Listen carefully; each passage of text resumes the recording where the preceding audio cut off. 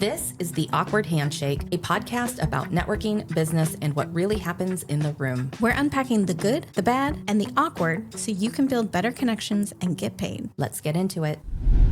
Today we're talking with Dominic Kuklawood, who runs PortlandStartupEvents.com. We really wanted to get Dominic on our show, and it was so good that he was able to join us. Honestly, I couldn't believe we got him, but he's so nice. He's so nice, but special thing about Dominic is not just that he's super cool. Dominic is an aggregator of events, which is very different than the people who are organizing events or people who've been to events.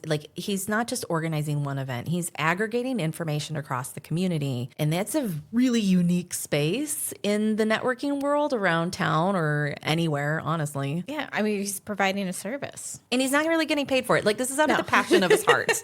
Yeah, and we talk about it coming up, but I still can't believe this wasn't a thing before. No one else had made really. Yeah, he brings up one other service that at the moment is still primarily servicing sort of the coding programming community, which is very niche. Yeah. So for the rest of us. I mean, I guess you could search Eventbrite, but then you'd also have to search that and Meetup. Yes. And I bet some are still in Craigslist or something. Well, and then all these other ticket sales sites have started up, like Humantix. That's a big one. But they're all so scattered. And what I love is that he answers the question that we get all the time. And he gets it too, which is why he started doing what he's doing. People see us at events and then they're like, where should I go? Is there a list of events? And we're like, why, yes, as a matter of fact, there is. Thank goodness. And while it's not a comprehensive list of events, and as more people get to know Dominic's list, we're hoping that they will also add their events to the list, which they can totally do. I believe there's still a self-service option to add your event to the list. So with that, let's get to know Dominic. Dominic Kuklawood is the Director of Partnership at Data Speaks, an ad measurement platform that helps e-com brands figure out how much money their ads actually make. He also founded PortlandStartupEvents.com, an aggregated event calendar for Portland's entrepreneurs. Building community has always been a strength, both in his personal life and in business, through groups like Newtex PDX and E-commerce Northwest.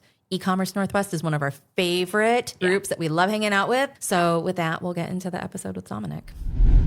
Dominic, thank you so much for being with us today. We are super excited to talk to you because you organize an event list. Do you want to tell us about it? Yeah, super stoked to be here. Happy to be talking with you guys. An event list, yes, I do. PortlandStartupEvents.com is an aggregated event calendar for all of the events for entrepreneurs in the Portland area. We found it because it's on the app Luma. Are there any other apps where we find your list? Just go to PortlandStartupEvents.com. I'll take you there. It actually just forwards to a Luma page. Luma is a new-ish event platform. So instead of Meetup or Eventbrite, Luma came around and it's just a really simple thing. Made it really easy to create this aggregated calendar, which is really just a bunch of links to other people's events. We started hearing about Luma by hanging out in the startup community. It seems to be more startup focused. It definitely feels the hipper new thing.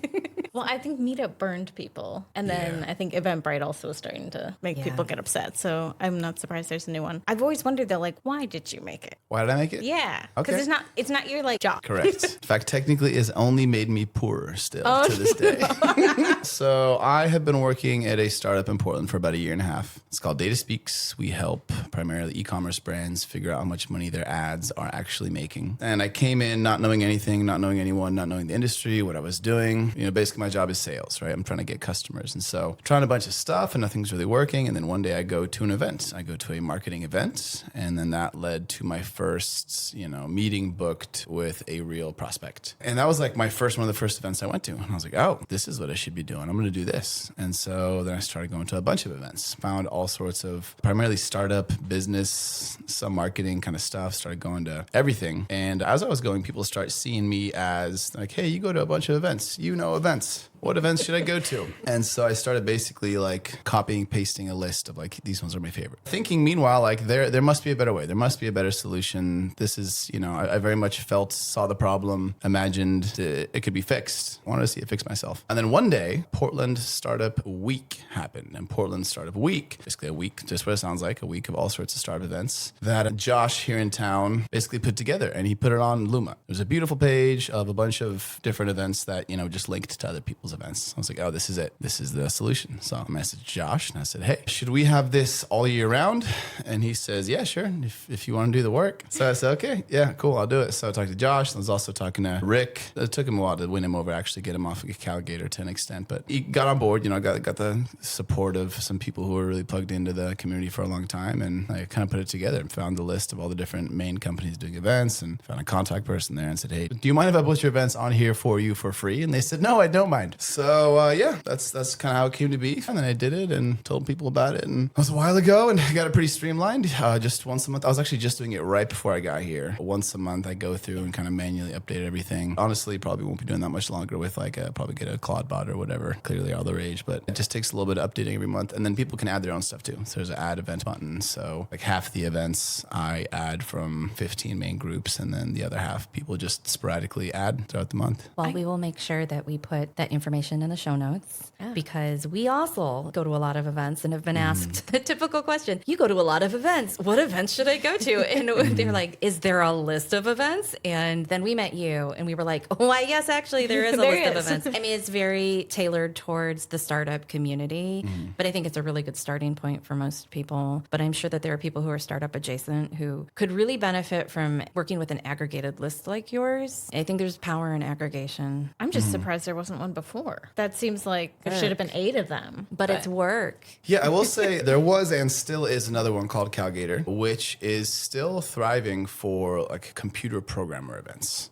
programming stuff. And so Calgator was made from scratch here in Portland. It's pretty old now. That's one thing I learned about the startup community is that like there's kind of a natural split of like all the business stuff and then all the technical stuff, like coding and marketing are kind of different. And so I think it kind of made sense to have 2 different calendars. Calgator is still thriving for programmers, but all the business stuff never quite made it on there. So, people would post and every once in a while, it just wasn't catching everything. And that's the other thing is, so I made the event calendar and I was like, okay guys, now you're all going to just add your events on here, right? And everyone's like, totally. I'm like, yeah, that's how it's going to work. Ready? Here we go. And then like half the people did. And I was like, okay, I see. This would just be wrangling cats forever. This would never work. Like I've taken it 98% of the way there. Like this is going to be good. Then I'm just going to have to do it myself. And that's the other thing too, is that, PortlandStartupEvents.com actually has somebody just doing boring work, making it good. It's the unsexy systems that make everything sexy on the front end. But also, it has to bring you some kind of joy though. Otherwise you wouldn't do it. Yeah, hell yeah. You're a community organizer. It's been cool. I'll say that the event, the calendar has only made me poorer so far, but like I will admit it's clearly helped me a lot too. A lot of things begun that may not necessarily have turned into money yet. A lot of them never will, but not 100%. It's really helped me build a lot of really valuable relationships in the city and really helped me learn a lot about who I am and what I'm supposed to do. And it's been awesome. Really, really grateful for it. It's opened a lot of doors for me. Well, we can confirm, I think, the royal we here. We've noticed the same thing too. We started running private events, which you have been to. And because business is people, the relationships are so important. And over time, you never know who someone else knows. And sometimes it takes a long time, but then because they know you and the consistency of you organizing community or just showing up and being friendly and pointing people in the right direction as best you can, like it does a lot for whatever you actually do outside of organizing that list. Yeah, totally. Yeah, but you also get to come in at a peer-to-peer level, which changes very everything. different. Because, you went to the trouble of like making that list. They know Dominic's there to help us, but also you're not just attending their events now. You're on the same level as them. Street cred, if nothing else. Yeah. Clout. There's clout. I'll do anything for clout. That's what they say. There's a sense of camaraderie for sure and understanding. And I think more than ever in business, trust really matters. Now that everyone can find anything, anywhere, at any time, it's not like a novelty to have a solution. But having people you can trust to make decisions, having people you can trust to go do work for you, it matters a lot to gain trust and for people to just know that like, if I leave you with something, you'll take care of it. Even, if I give you something and then you break it, you're going to fix it before you come back to me. Like that level of, you'll take care of this for me, that's the end. Not only you're capable and you're trustworthy. And I think that's more more important than ever. Love that answer. Well, you were here at the beginning of the year for a very private coffee networking group that we had with other community organizers. And I made a note so we could talk about it on the podcast today because you said something when we were in our circle chatting about a lot of things that day. And people were asking, it seems like maybe there's an oversaturation of events, like why should we have more? And you said something, and I don't know that you remember saying it, but you were like, no, the space is not oversaturated. Like I get to see all the events that get put up on this list, and there's still room for more. We are not so overpacked with events every day of every week that we have an overabundance of events and people can't make a decision on what to go to in the Metro Portland region, just for starters. And I thought that that was such an important point because I think when we think that there might be too many things going on, either you get into the overwhelm space, which we hear from people, and they're like, oh, I'm so overwhelmed. I can't possibly make a decision. I'm not going to go anywhere. Or they're like, there's so many things. Why should I try organizing anything? Why should I try telling anybody to go to this thing? I think maybe you can help us set the record straight so that people do get into community more, because we all know from that conversation how much we really need to get together more and more. Yeah, I think there is a lot of opportunity to add value, bringing people together. A couple things that come to mind. So, we're just living in this crazy technological transition. You know, everyone's the whole social media 7 hours a day. People statistically lack connection. So until that is not the case, then X-Watch, never. Yeah. So do events. Yeah. Up until there is not a loneliness epidemic, then there's an opportunity for events. 100%. I saw a striking, like a powerful image recently of like you see like a big building, right? And then imagine you see the X-ray of the building. So you see all the individuals, and this person's like, man, nobody wants to hang out with me. And the other one's like, man, I wish somebody wanted to hang out. And we're all kind of like separate and isolated in our little boxes. So at a high level, bring people together. People got to get together. We're kind of tired of some digital stuff. We want to see some face-to-face, hang out with some people and not have to wonder if this is AI generated or anything, And the other thing, as I kind of became this events guy and got pretty familiar with all these different groups and different organizers, and you kind of start seeing the same people, you recognize that, so there's constantly new people coming through, right? Like start to see sort of like a regular core community on the Portland startup scene specifically. But then there's always just so many people who are not those regulars, and like all the time, right? All the time you go into events and they're like, oh, it's my first time. It's my first time. I was just thinking, like, you never know who you're going to bump into. Part of the thing of going out to events is the serendipity of just one really, really great new connection, or like half a good connection, and then you see them again and you like close the loop on that connection. Like, I feel like it's kind of like how we got to know you too. It's like we saw you a little bit here, and then we saw each other a little bit more there, and then all of a sudden it was, we all kind of like play on the same planet. We should do more of that together, Yeah, now we're here. I know. Look at us.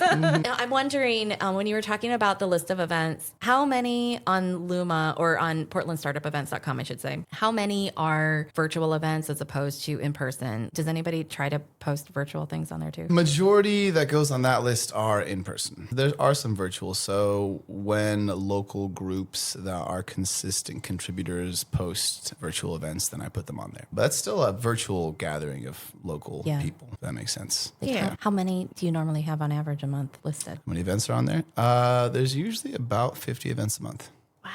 Pretty good. Yeah. I mean, I can see where you think that it is overwhelmed. Like, it is full, or if you just pull up the list, because we had our events on the list back in the day, and you would look at the list and you'd be like, how do I even decide? Like, there's so many. Yeah. Wait, I did lie, actually. Hold on, that's not true. There's usually 50 events looking like 2 months out, actually. Okay. So once a month. Yeah, it's not 50 a month. There's usually... That's still a lot. It's still a lot of events, though. It's a fair amount, yeah. I mean, it's almost one a day. Actually, yes. Yeah? It is. You mentioned the loneliness epidemic, and my ADHD brain went, there's a lot of men in startup, there's a lot of men in tech, and I wonder if a lot go to all these events. Oh, because you think because they're Because they're lonely? Do lonely. you see that at all? Yeah. Dominic is not that lonely, so Wait, I think but you're biased. But I've seen you like stand on the outskirts of the room. You look at the room like I do. Like I kind of like watch the people, like Yeah. like Desperate Housewives. I kind of like watch the room. Yeah. Who's talking to whom? Who walked in the door? And Yeah. and you go to. I think between all of us, we go to enough that sometimes we intersect. But there's a lot of things we all go to that we don't see each other at too. Yeah, I wanted. You said something about loneliness, and I want to speak to that. Is actually sometimes, I mean, I get lonely. I get lonely sometimes. I'm a very social person. One of the ways that I've been feeling loneliness, in fact, has been with a lot of with my friends. I feel like my friends don't necessarily understand what I'm doing with all my time, right? They don't quite understand what I'm working on or how much I'm working or what my progress is or like what matters. In fact, that's been a really interesting thing is that I have experienced this sort of loneliness with a lot of my traditional relationships because so They have more normal jobs. Or they have more normal 9 to jobs. 5. Yeah, and they just want to hang out and they don't want to talk about all the work stuff I do all day. It's not the worst thing all the time. Those relationships are great, but there's a loneliness I feel there sometimes, and I realize that it's been actually really cool making work friends. Right? Yeah. Like I've really been enjoying work friends, people that both are your actual friends and do actually want to work. It's a different type of connection, and I've really been enjoying that. I love this perspective though, because I think there's different qualities of friendships. I think you're totally right. Like some people are just purely social, you party with them, whatever, it's a good time. And then you've got people where if you're an ambitious person, and especially if you're in the founder space, even if you just have the heart of an entrepreneur, maybe you do have like a 9 to 5, but you're an entrepreneur in whatever company you're in. But if you have the heart of a founder, you need to be able to talk with other people who have that same heart. And you cannot have those conversations with people who are like, I don't think I feel like working today. And it's like, A, I don't have that luxury, but also B, I don't want to be that person. I'm always thinking about the next thing. Yeah. And it's exciting to be around other people who can keep up. Totally. It's different. Yeah. I mean, I really like entrepreneurs. I really like entrepreneurial people. It's just kind of taking responsibility for your life instead of like just showing up and chilling. Like you have something that you want to do. And it's like, you're always thinking, you're always looking at systems. You know, I just enjoy, like, I'll go to a business and I'm just evaluating everything, you know, like how does this work? Same. And I just like it. You know? Can you open that door and show me what's happening back there? Yeah. We talked about that in one of our premiere week episodes, and we were like, sometimes I just want to go to the event because I just want to see the inside of the building. Totally. Like, what is it like? What's their elevator like? What's the parking situation like? I just want to know. Right. I love it. Oh God, we're all so weird. I love it. Well, I think that's a really great segue actually into how we can, all three of us here at this table today, help offer some tips for other event organizers. Because you aggregate events, I mean, I'm assuming that you see maybe more metrics than the rest of us mere mortals do. And I don't know how much you can see in terms of sign up and attendance rates. Like, do you think people are signing up for things more or less right now? Like if somebody was thinking that they can't find these people they want to hang out with, sometimes the best thing to do is to create the group. Give it a try. You never know. You don't know till you offer it. And because it's free to list events. But I'm wondering, like, what can we give people some perspective on in terms of actual real data that's out there about what's being listed? One thing I'll say is the vast majority, this is just like a quick logistical thing. Most events are on Thursday, Friday, end of the week. So Monday, Tuesday, pretty wide open. And the other thing I'll say is that I think there's a lot of value to be added in, I'll just say this, here's a super basic event formula. Choose space, find theme and community, then bring in cool person, let that person talk, let the audience talk to that person, let people talk to each other, throw in drinks and food in there if you want, and you are good to go.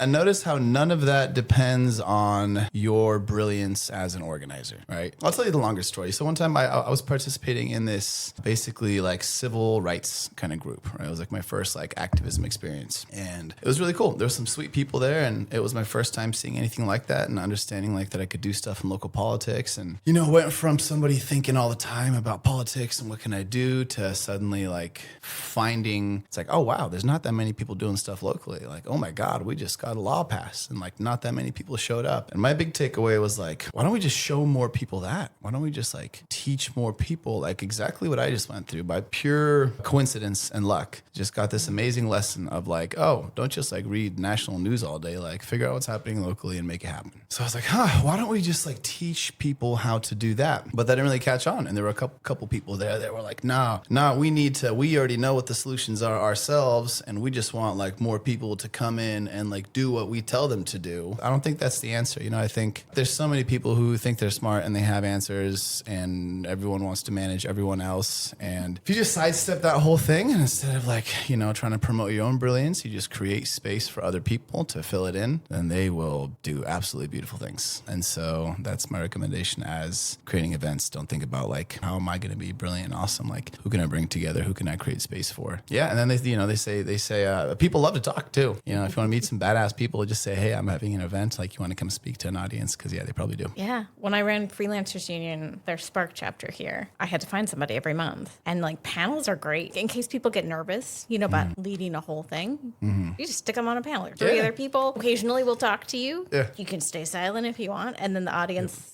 Yeah, you're right. They love to talk. They love to have their questions answered, to feel seen. I feel it more than Mary. Like when we hold events, I feel so much pressure that the outcome, I think I raise the bars really high, that everyone needs to have like the most fantastic time. And like, what if they come back at me and are like, give me my free money back, like, because I didn't make the connection that you promised me. But I've had to let go of that. And like, as I've watched the last few events, it's kind of on them. My therapist is always like, and we're taking away their agency when you do that. I'm like, yes, we are. Okay. So like people will get what they want. And really the bar is pretty low for like a good networking event. Yeah, the bar's pretty low. I mean, like the traditional thing is like you just like open a room and then shove everybody in the room and like that's the bar. The things that you talked about, Dominic, are true thoughtfulness. And also like the thing that you're really talking about is the lack of ego in the organizer. And I think we've been to enough things where we can tell when the event is really about somebody trying to get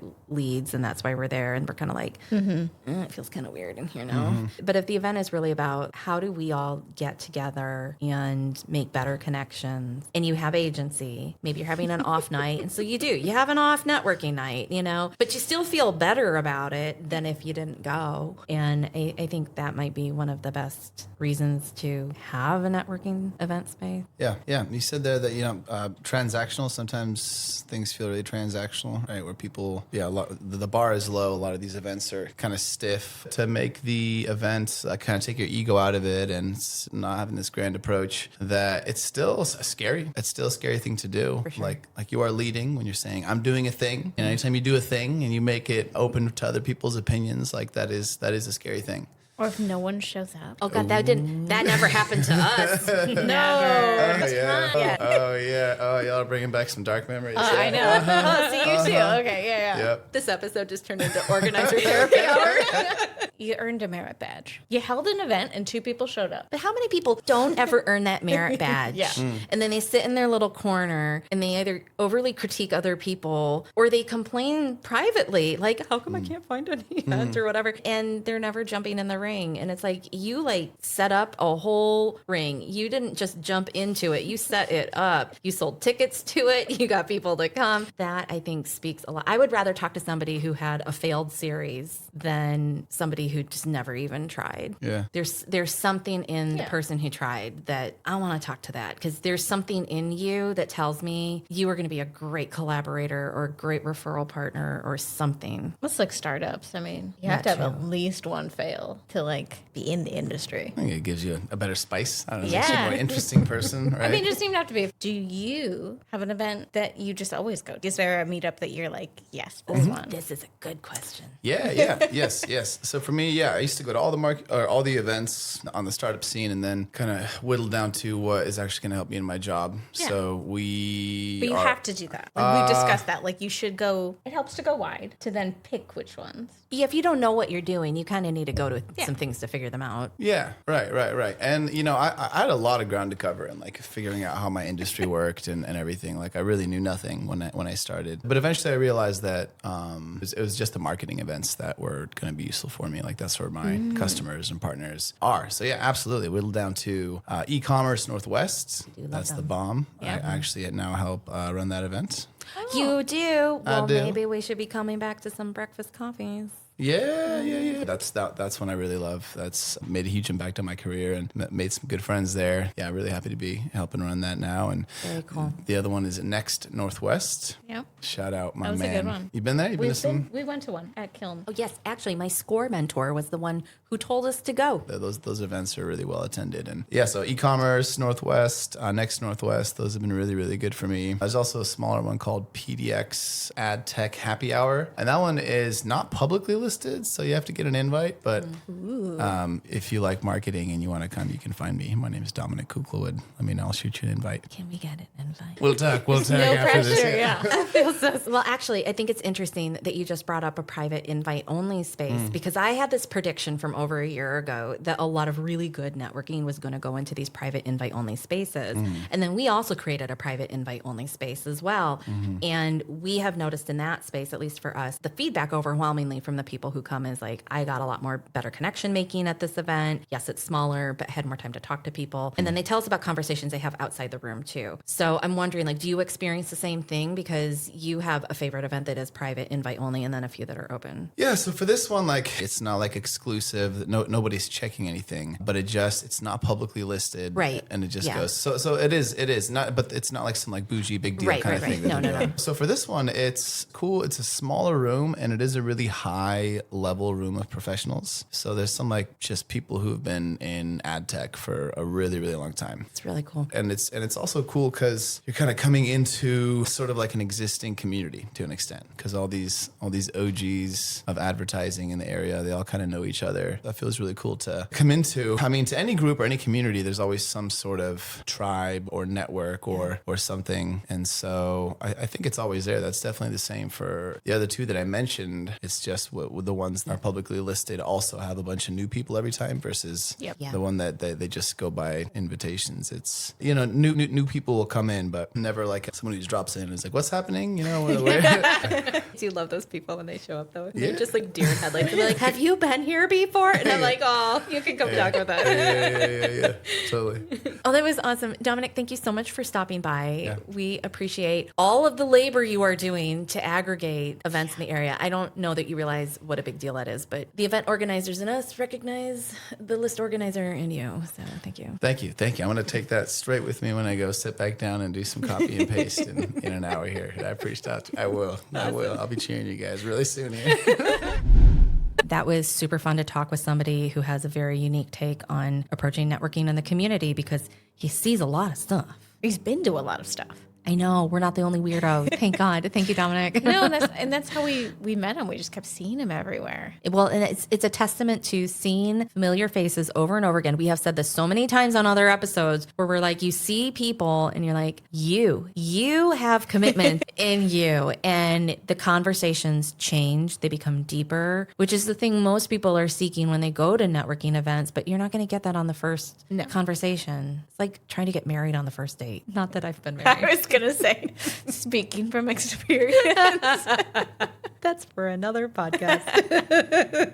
Well, you and I pulled out some themes that really jumped out to us when we were talking with Dominic, and one of those was the need for community. Dominic talked really eloquently about the loneliness epidemic and his approach to that, his personal need for connection, but also what he sees in other people, because he's putting these events out on a list for everybody and then going to quite a few of them himself. And I think you and I both know that people have been starved for connection. We've been trying to create spaces for connection too, but I mean, like, at some point you gotta, do it. Yeah, I couldn't help thinking when he was talking that you and I have had this conversation where it's mostly in women-only spaces where you can tell that they don't have business friends because they're surprised that they enter that room and they're like, oh, you do it too. And you and I, like, almost everyone is our friend, runs their own business. Yeah. And we think that that's normal, but actually it seems that it's actually more common to be like, all of my friends have 9-to-5s or are maybe a stay-at-home mom or like... What?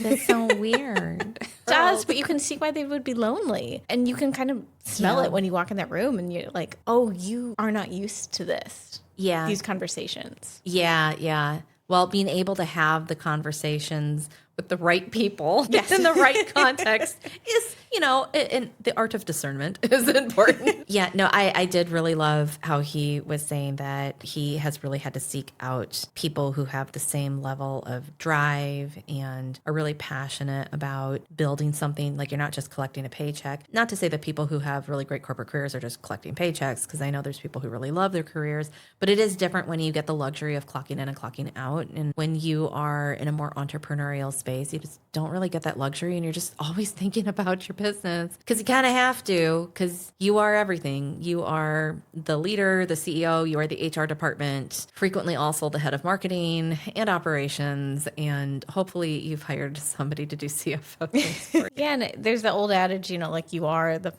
sum of the 5 people you surround yourself with. And Ooh, yes. if everyone else is not like you, I can see why you'd be quite lonely. That's a problem. Yeah. I do think that you and I have talked in the past on other episodes about, I think it was in our Yes Friend episode, about weight class.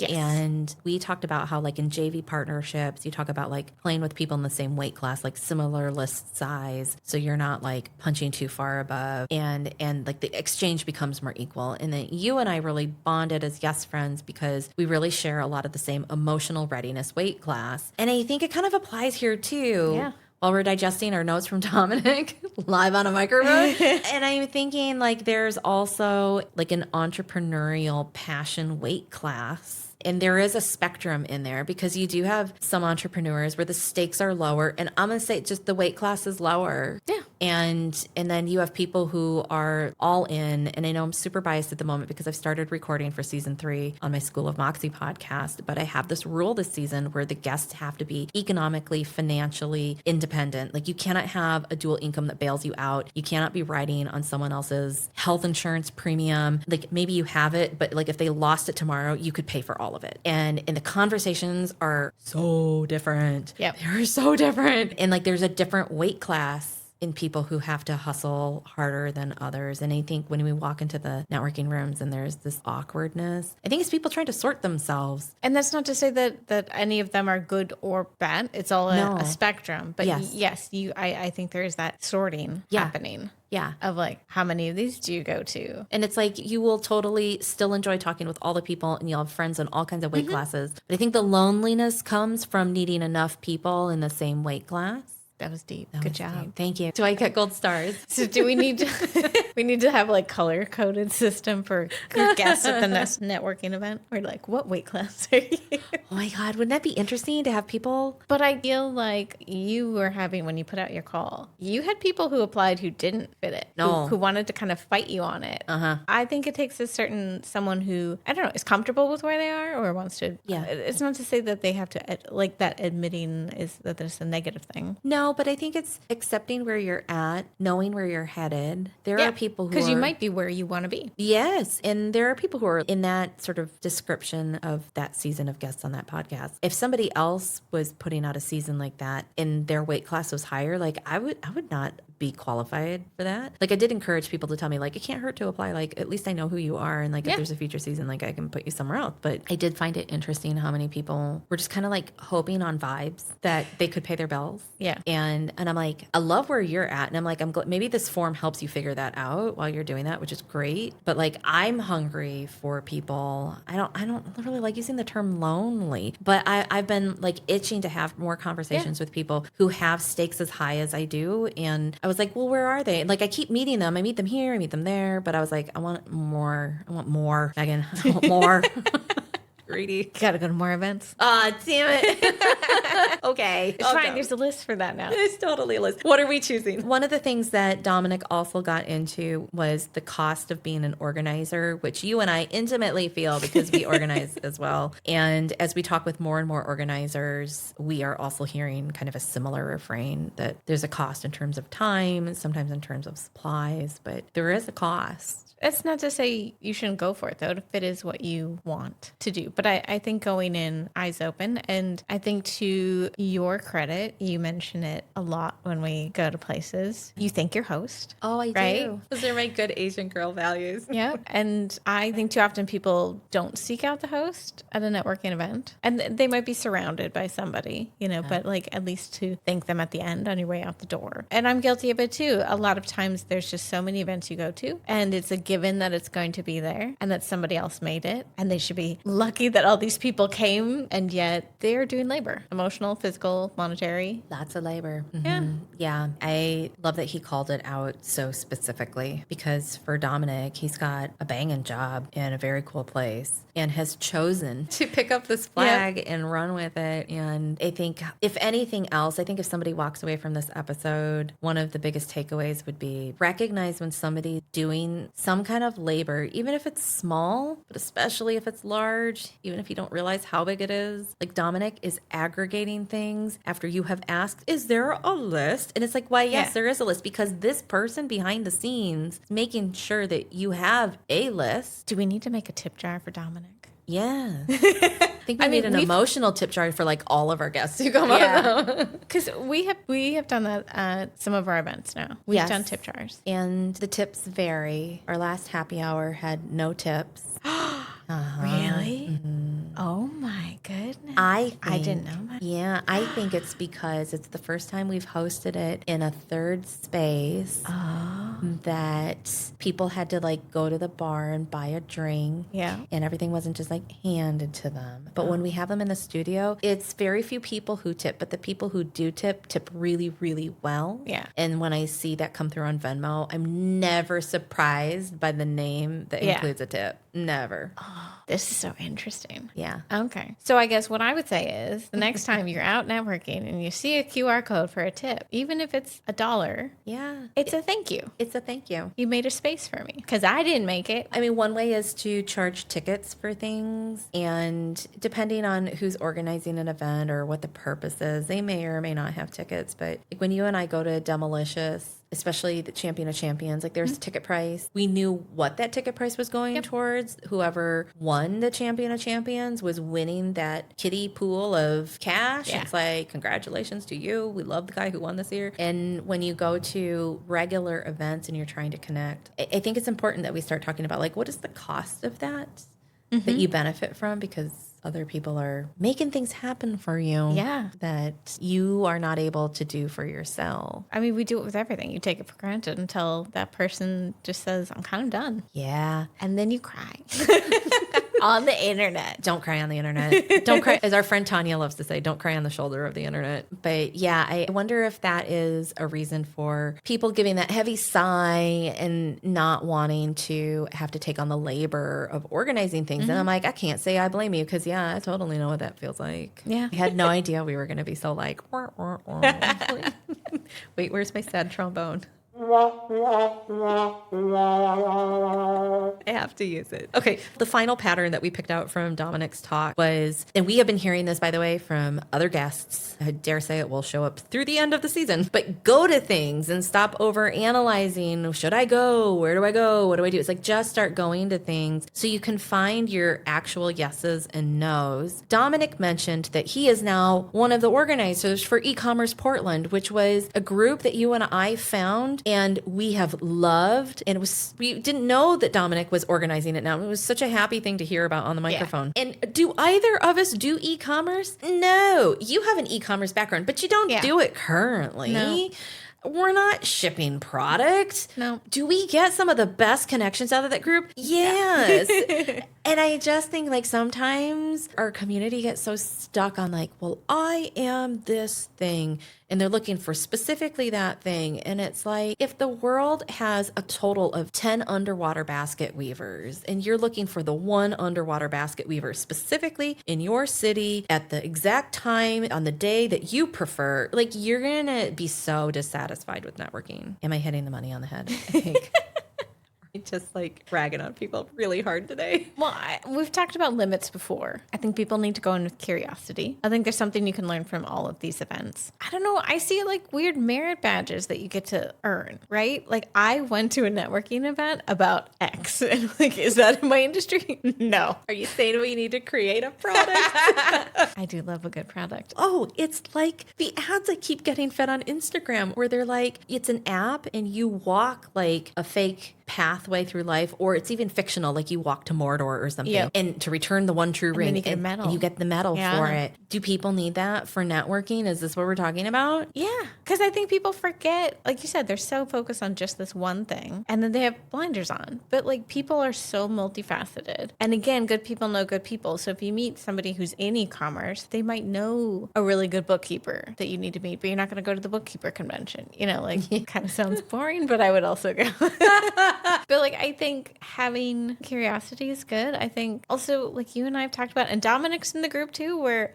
we sometimes just like to go to events because we want to see what's inside the space. I'm so glad that he said that. I was like, the desperate housewives in me wants to know what's going on behind that door. And maybe that's one of the ways that we gamify it for ourselves. I mean, we all clearly do have natural curiosity, but also there's this fun element of like, well, what really happens in there? Like, I want to know. But there's some really cool campuses around town, businesses that host events. There's something fun about that. But also, I just think like it broadens your horizons and it gets you thinking differently too. And you're not just always in the same spaces. So there's something to be said psychologically for that. And I do think that also kind of scratches that loneliness itch a little bit. Yeah. And then once you do find the ones that you like, you will keep going to those and dive deeper. But I think it's nice to have, I don't want to call it like a throwaway event, but like a special event once a month that you're like, here's my normal ones. And then I saw this weird and wacky one that I'm going to go to. Well, when you go to the weird and wacky one, you are operating differently. Yep. So you're not trying so fucking hard. I dare say, I bet you do better networking in that room because you're not being desperate, and you're just not over analyzing and over trying and overcompensating and over everything. You're just like, I'm just here. And I think that maybe no stakes. You know what? I think that's why e-commerce works for us, because when we showed up, we're like, I don't do e-commerce. But our buddy Ben had invited us when it first started, and we were like, yeah, we'll go. Like, we love Ben. Yeah, we'll go support. We're like, we're going to go support Ben. And then we were like, we love this room. This is a great room, And it's because we just weren't trying for anything. But we met good people through that. People. And those good people have known a lot of other good people. I mean, what's the worst that would happen? Bad coffee. That is the worst that has happened. You can't even say you have like wasted time conversations because they all advance you in some way. And you really don't know the boundaries of the room for your bad conversations till you've had a truly bad conversation. And then if you have a yes friend on the way home, you can dish it out. We've done that many times. They're very entertaining. That's it for today's episode of the Awkward Handshake. We record at Sasquatch Media Grounds in Vancouver, Washington. I'm Megan, co-founder of FatCap Design and creator of PDX Spellbound. And I'm Mary, founder of Sasquatch Media Grounds and Sensible Woo. You'll find links to everything we mentioned, guests, resources, and ways to connect with us in the show notes on your favorite podcast platform. That's also where you'll get updates on where we're headed next and when we're inviting listeners like you to join us for guided networking in person and online. Don't be passive. Click the links, pick better rooms. We'll see you there.